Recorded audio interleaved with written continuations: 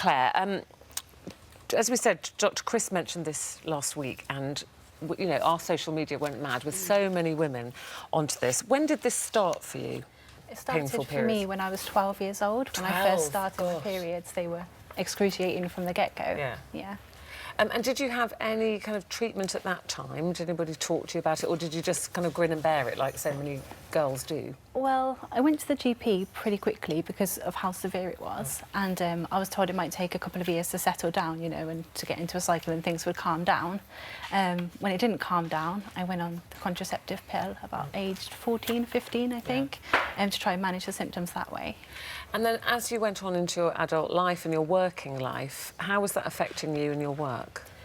It's affected my work and my personal life and my social life, all aspects of my life massively. Because if you're having sort of debilitating pain every month and then you're recovering from that, and then as soon as you're sort of recovered, you're going back into it again, it's a massive problem. It makes everything in life just sort of doubly challenging, really. Yeah. How would you describe your symptoms? Because, you know, there's a great spectrum, isn't there, for women, Sarah? You know, for everything from just a bit of cramping to how bad was were yours getting? So I would throw up when I was on my period. I'd have very severe stomach upsets where I basically would just be in the loo for about 3 days and just wouldn't be able to leave. I wouldn't be able to sleep. Just sort of severe sort of cramping and burning type pain sort of throughout my abdomen and into my lower back and down the fronts of my legs as well. And what did you do when that was happening?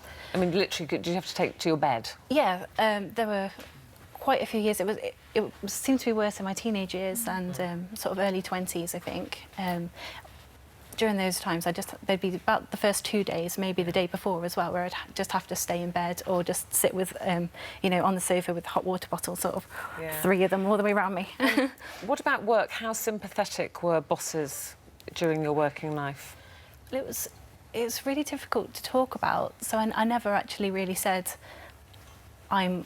you know, when I phoned in sick, I'd never say it's because of my period. I'd just say I've got a stomach upset or I'm feeling under the weather, because it's such a difficult thing to talk about. And as much as possible, you know, I'd be going into work, you know, because everyone wants to be in work, don't you? You don't want to let anybody down. So like I'd always be going in. So I think that's very typical, Sarah, isn't it? Of so many women. It's like we don't want to get on the phone and say like, oh, sorry, I've got really bad period pains today. And what about so many men? I think it's very important that so many men should be educated in this as well.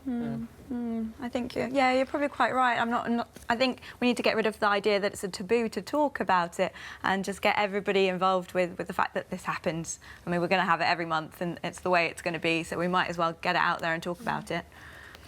So if people are watching today and they do have severe period pains, I mean, in terms of work, can you actually go to a doctor and get a sick note because you've got severe menstrual problems? Yes, absolutely. So I would suggest you need to speak to a doctor anyway. We need to see if there is an underlying condition like endometriosis, and we need to see if that is the case. We need to diagnose it and treat it, because actually if you treat it, it may get better. And that was the case for you, the underlying problem? It was for me, but it took 14 years to get to the point where I had a diagnosis. You know, losing my teens and the best part of my 20s to this disease for something that could have been sorted out so much. Claire, why are you talking about this now? Well, I want to raise awareness for it because I know how much the menstrual taboos have impacted upon my life and made everything so difficult for me, and caused all these sort of health challenges that didn't need to happen if we just talked about it. I'd never heard of the word endometriosis, despite suffering these symptoms for 14 years, and none of the doctors I ever saw brought it up either. So I think it's something that just needs to be talked about if we're going to sort of empower young women to do the best that they can in their life. Yeah.